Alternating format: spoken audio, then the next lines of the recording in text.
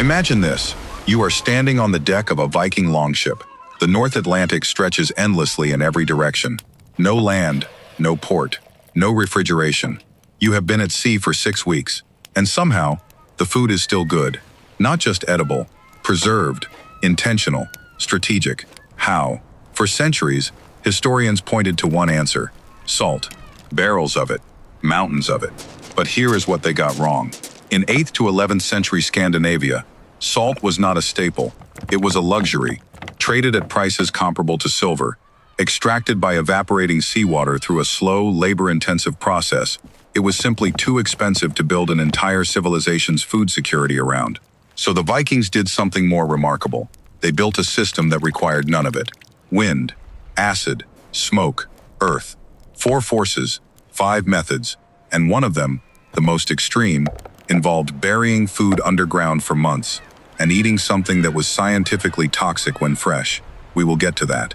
But first, understand what was truly at stake here. This was not about flavor. This was not about preference. This was survival architecture. A Viking army that could not be fed, could not sail. A crew that ran out of provisions, did not return. The Norse did not conquer half the known world because of superior swords alone. They conquered it because while other civilizations were dependent on a single preservative, the Vikings had built something far more resilient. Not a method, a system. Each technique designed for a different season, a different food, a different condition. They did not fight nature. They made nature do the work for them. And the first method they mastered required nothing more than knowing where to stand and letting the wind do the rest. Method 1.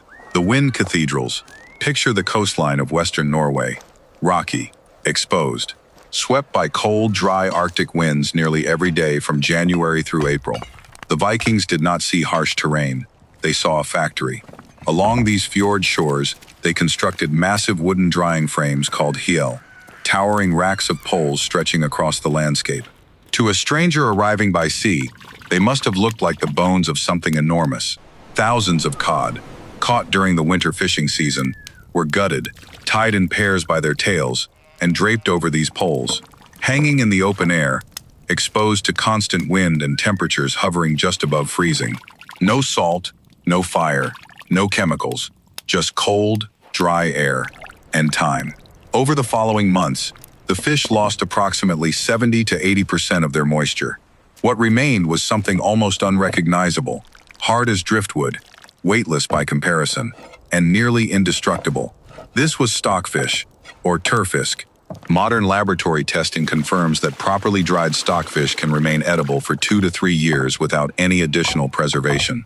Some historical accounts suggest even longer under ideal storage conditions, though the exact upper limit remains debated among food historians. Think about what that meant strategically. These were not just drying racks. They were the infrastructure of expansion. Archaeological and historical records indicate that by the 10th and 11th centuries, dried fish had become one of Scandinavia's most significant export commodities, traded across medieval Europe in exchange for grain, cloth, and metals. The hjell frames were not just feeding Vikings, they were financing them. But wind requires dry weather, and Scandinavian summers are not always dry. When the air grew heavy with moisture, when drying became impossible, the Vikings turned to something that most people today pour directly down the drain. Method 2, the living brine. Here is something that will change how you think about your morning yogurt. The same biological process behind kombucha, kimchi, and modern fermented foods. The Vikings were using it to preserve entire carcasses of meat over 1,200 years ago, not by accident, by design. Scandinavian farming communities kept large herds of livestock. From that milk, they produced butter, hard cheese, and skyr, a thick fermented dairy product still eaten in Iceland today. But the process of making these left behind an enormous byproduct, whey, called misa in Old Norse. Most civilizations would have discarded it. The Vikings recognized it as a weapon. Misa is naturally high in lactic acid, produced by lactobacillus bacteria during fermentation. And lactic acid creates an environment where putrefactive bacteria simply cannot survive. In modern microbiology, we call this competitive exclusion. The Vikings had no word for it. They just knew it worked. Meat or fish, sometimes pre-boiled, sometimes raw, was cut into portions, packed tightly into sealed wooden barrels, and completely submerged in mysa. The barrels were then buried underground or stored in cool cellars. In Iceland, this method was known as sur, meaning sour, and it preserved food for months through humid summers and mild autumns when no other method was reliable. There is something else worth noting. The acid did not just preserve the meat, it slowly broke down tough muscle fibers, essentially pre-digesting it. Meat that would have been nearly inedible became tender, accessible, nutritious. This was a zero-waste system of extraordinary elegance. The dairy industry fed the preservation industry. Nothing was discarded. Every byproduct had a second life. And yet, neither wind nor acid could do what the third method could, because the third method did not just preserve food. It transformed it into something that could outlast the voyage, outlast the winter, and, in the right hands, outlast entire generations. The Vikings called it smoke, but what they were really doing was writing in a language that bacteria could not read. Method 3. The language of smoke. Fire is obvious. Every civilization discovered fire, but the Vikings discovered something most civilizations missed. That the most powerful thing fire produces is not heat. It is what escapes when the heat is kept away. Cold smoking is not cooking, it is chemistry. The distinction matters. Hot smoking, placing food close to open flame, produces something delicious but temporary. Eat it within days, or lose it. Cold smoking is different in every way that counts. The fire was built in a separate pit or chamber, sometimes connected by a tunnel of earth, so that only the smoke traveled to the food. Never the flame, never direct heat. Inside the smokehouse, temperatures were kept below 25 to 30 degrees Celsius. The process ran not for hours, but for days, sometimes weeks. And during that time, the smoke was doing something remarkable. Wood smoke, particularly from alder, juniper, and beech, the varieties most commonly referenced in Scandinavian historical records, contains phenols and aldehydes. These compounds penetrate the surface of the food, creating a biochemical barrier that inhibits bacterial growth at the molecular level. At the same time, the slow exposure to smoke draws residual moisture from the flesh, deepening the preservation, while building a dense, golden crust that sealed the interior against the outside world. The Vikings were not just smoking food, they were engineering a shell. Each wood carried its own signature. Alder for a milder, slightly sweet profile. Juniper for something sharper, medicinal almost. Beech for depth and longevity. These were not random choices. They were the accumulated knowledge of generations, passed down not in writing, but in practice. In smell, in taste. When you eat Norwegian smoked salmon today, the technique tracing its lineage back to these same fjord smokehouses, you are not eating a modern product. You are eating a 1,000-year-old recipe that survived because it was too good to replace. But even smoke has its limits. Fatty foods, particularly butter, do not respond well to smoke or wind. And for those, the Vikings turned to something that requires a different kind of trust entirely. They gave their food to the earth, and they walked away. Method 4. What the earth remembers.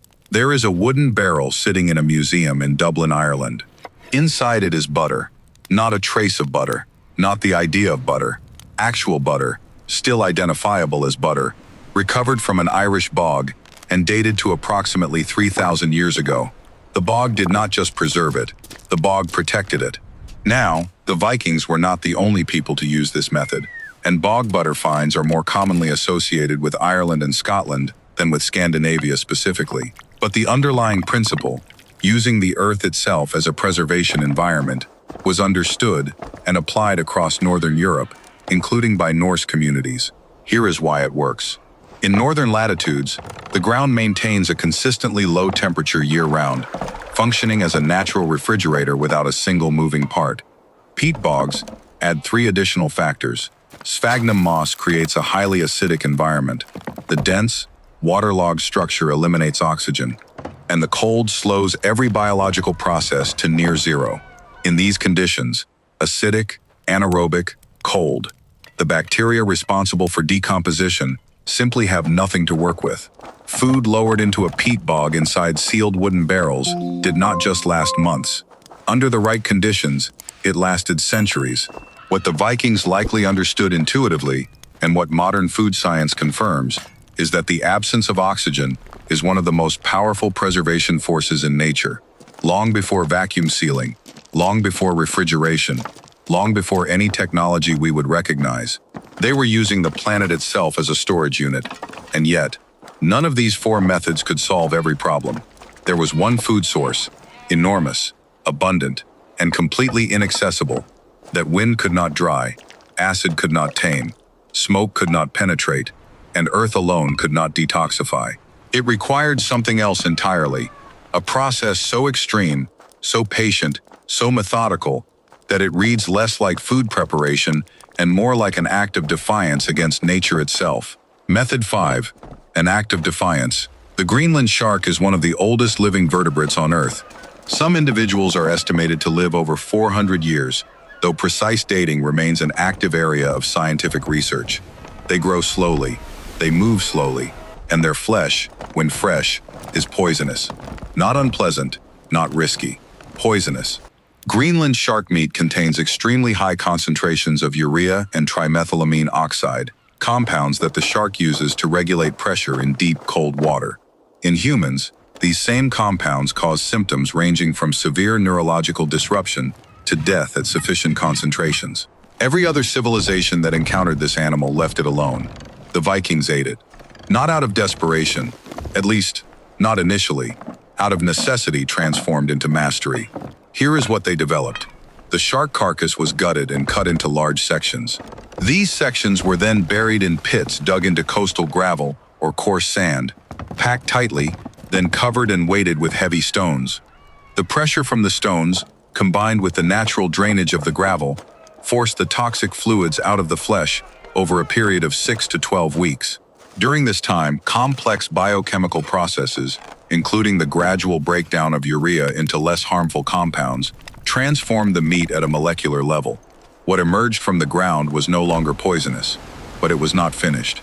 The fermented sections were then hung on the same heel frames we described earlier, exposed to cold coastal winds for an additional 3 to 4 months. The wind carried away residual ammonia. The flesh hardened, concentrated, became shelf-stable for extended periods. The result, known today as hakarl, still exists in Iceland. Tourists try it on dares. Food writers describe the smell as one of the most confrontational sensory experiences available to a human being. But here is what those reactions miss. Hakarl was not a novelty. It was not a test of courage. It was the solution to an equation that no other civilization had bothered to solve. How do you safely consume an abundant, high-protein food source that nature designed to be inedible? You redesign it. With time, with pressure, with wind. No laboratory, no chemistry set. Just an understanding of process so precise and so patient that it borders on genius. This closes the second loop we opened at the beginning. The food that was scientifically toxic when fresh, made safe, made storable, made into a strategic reserve, through nothing but method and time. The logistics, stabber, cellars, and the drakar's preservation was only half the equation. The other half was architecture. On land, wealthy Norse estates featured a structure called a stabber, a storehouse raised above the ground on smooth stone or wooden pillars. The elevation served two purposes. It kept the floor dry, protecting stores from ground moisture and seasonal flooding. And the smooth pillars could not be climbed by rodents, a detail so practical, so quietly intelligent, that it is still used in traditional Norwegian architecture today. Below the main dwelling, underground cellars maintain stable, cool temperatures year-round, ideal for barrels of sewer, fermented dairy, and weak ale. Dried and smoked goods hung from rafters in the stabber's upper sections, where airflow prevented reabsorption of moisture. Every storage decision was deliberate. Every space was optimized. This was not improvisation. This was systems thinking, applied to food security centuries before the concept had a name. And when it was time to load a longship, a vessel that might carry 30 to 60 men across the North Atlantic for weeks, every gram of provision was chosen with the same logic. Stockfish, the foundation, light, dense with protein, nearly eternal. Dried or smoked meat, the secondary layer. Eaten dry as needed, or soaked and boiled when weather permitted a fire. Hard cheese, the portable energy source. A wheel of aged cheese required no preparation, no cooking, and no refrigeration. Sewer, meat preserved in whey, the ready-to-eat ration, sharp in taste, rich in fat and protein, requiring nothing but a knife. Salted butter or rendered clarified butter, carried in sealed barrels for addition to grain porridge. Dried legumes, peas, lentils, broad beans, boiled in the common cauldron on a stone hearth, built into the deck, during calm seas only. And weak ale, not for intoxication, but because water stored in wooden barrels spoiled within days. Ale, stabilized by hops and low alcohol content, remains safe to drink for the duration of most voyages. This was not a meal plan, this was a weapons system. A Viking longship loaded with these provisions was capable of sustaining its crew for approximately 4 to 6 weeks at sea, based on estimates derived from known vessel capacities and crew sizes documented in historical records, though exact figures varied considerably by ship and voyage. No resupply, no ports, no dependence on the lands they were sailing toward. That independence, that logistical self-sufficiency, was as much a military advantage as any sword carried on board. Other armies of the era moved along coastlines, dependent on local supply chains, vulnerable to disruption. The Vikings carried their supply chain with them, and it never spoiled. The living legacy. The Viking Age ended roughly 1,000 years ago. The methods did not. In the Lofoten Islands of Norway today, wooden hjell frames still line the coastline, still catching the same Arctic winds, still drying the same species of cod, using a process unchanged in over a millennium. Norwegian stockfish remains one of the most sought-after ingredients in Italian and Portuguese cuisine, exported in quantities worth hundreds of millions of dollars annually. In Iceland, hakarl is still served, not as a museum piece, as a living tradition, present at midwinter festivals, offered to visitors, consumed by people who grew up eating it the way their grandparents did, and their grandparents before them. In Sweden, surströmming, fermented herring, carries the direct genetic lineage of those same whey preservation techniques. Its smell is now internationally notorious. Its cultural significance is undiminished. These are not nostalgic recreations. They are unbroken threads. And here is what that means. When food historians debate the Viking Age, the raids, the ships, the expansion across 2 continents, they often focus on what the Vikings carried in their hands: swords, axes, shields. But the more honest answer to how they changed the world may be found in what they carried below deck. Not weapons, provisions, stockfish that lasted 3 years, meat that fermented into something tougher than the winter that tried to take it, butter that outlasted the civilization that made it. A system built not from abundance, but from scarcity. Not from technology, but from observation. The Viking world was not conquered by brute force alone. It was sustained, voyage after voyage, winter after winter, by people who understood something that we are only beginning to fully appreciate in the age of industrial food production. That preservation is not about fighting the natural world. It is about understanding it deeply enough to make it work for you. Wind, acid, smoke, earth, 4 forces, 1 civilization, and a legacy that is still feeding people 1,000 years later. The next time you eat smoked salmon, or aged cheese, or open a jar of fermented anything, you are not eating a modern product. You are tasting a decision made by someone who had never heard of refrigeration, had never seen a laboratory, and had no margin for error. They got it right anyway. Perhaps that is the most remarkable preservation of all. Not the food, the knowledge,